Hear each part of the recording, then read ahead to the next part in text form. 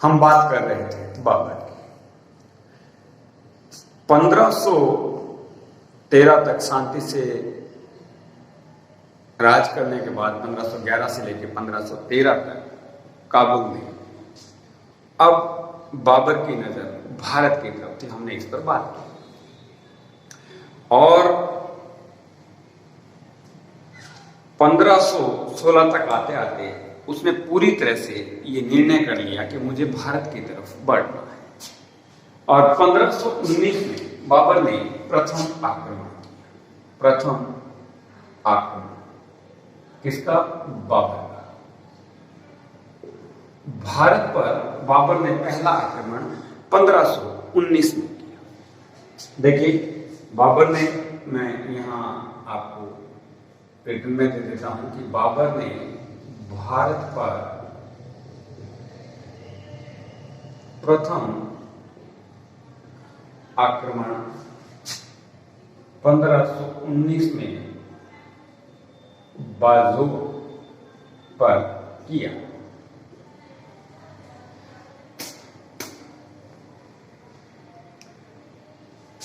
बाजोर के सैनिकों ने बड़ी वीरता के साथ बाबर का सामना किया, लेकिन पहली बार भारत में बंदूकों का इस्तेमाल किया गया बाबर के।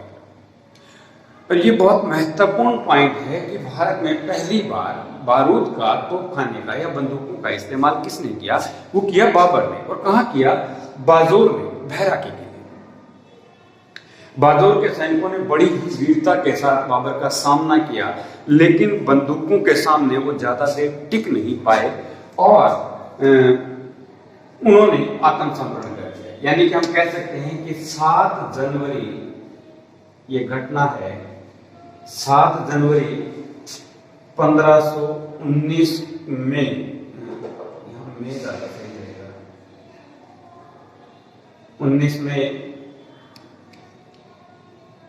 बाबर ने बाजोर पर अधिकार कर लिया।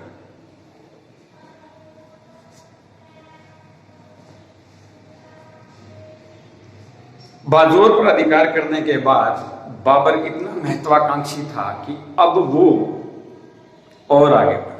कहां? भैरा की तरफ। भैरा एक स्थान है और बाजोर पर अधिकार करने के बाद बाबर फरवरी 1519 में झेलम नदी के तट पर, झेलम नदी के तट पर स्थित भैरा नामक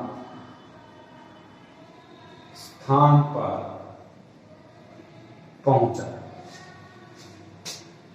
और बाबर की ताकत का लोहा 1 महीने पहले ही बाजोर पर किए गए अटैक को देखते हुए भैरा के लोगों ने समझ लिया कि इसका सामना करना मूर्खता होगी। और बिना किसी प्रतिरोध के भैरा के लोगों ने बाबर को आत्मसमर्पण कर दिया। बाबर के भैरा हैंड ओवर कर दिया। भैरा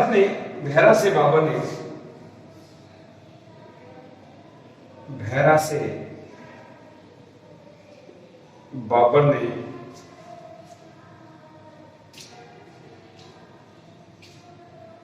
मुल्ला मुर्शीद नामक अपने दूत को इब्राहिम लोदी के पास भेजकर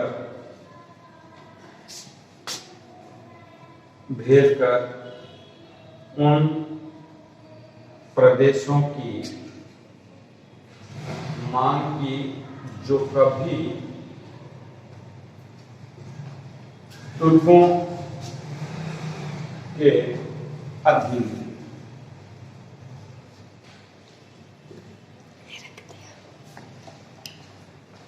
यानी कि बाबर ने बहरा पे अधिकार किया और वहां पर अपना एक दूत, अपने एक सैनिक जिसका नाम मुल्ला मुर्शीद था, उसको इब्राहिम लोदी के पास भेजा कि आप जाएं और इब्राहिम लोदी से जाके कहें कि हमें वो स्थान वापस चाहिए, वो प्रदेश वापस चाहिए जिन पर कभी तुर्कों का आधिपत्य था, तुर्कों का राज था।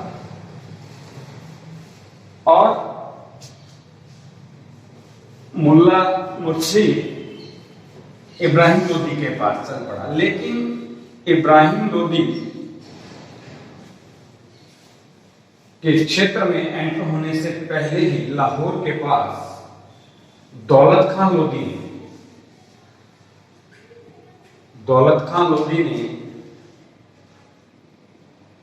लाहौर के पास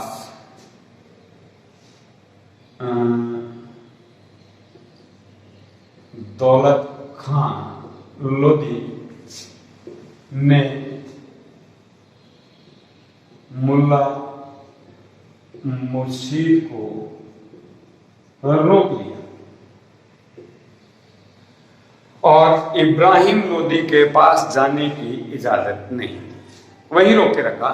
और ऐसा इतिहासकार बताते हैं कि मुल्ला मुर्शीद लगभग 5 महीने तक ये वहीं पर लाहौर में रुका था कि शायद बात बन जाए और हमें इब्राहिम लोदी से मिलने का मौका मिल जाए।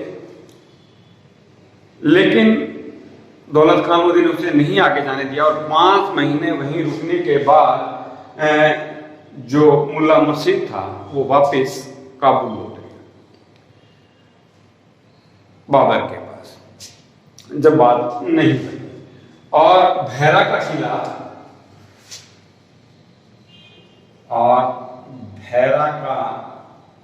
किला बाबर हिंदू बेग नामक व्यक्ति को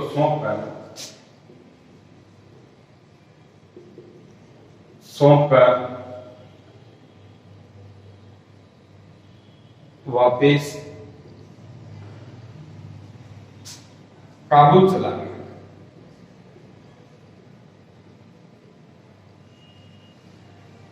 यानी कि बाजोर और बहरा के किले पर बाबर का अधिकार हो गया। ये बाबर का पहला आक्रमण। इसके बाद बाबर ने दूसरा आक्रमण किया।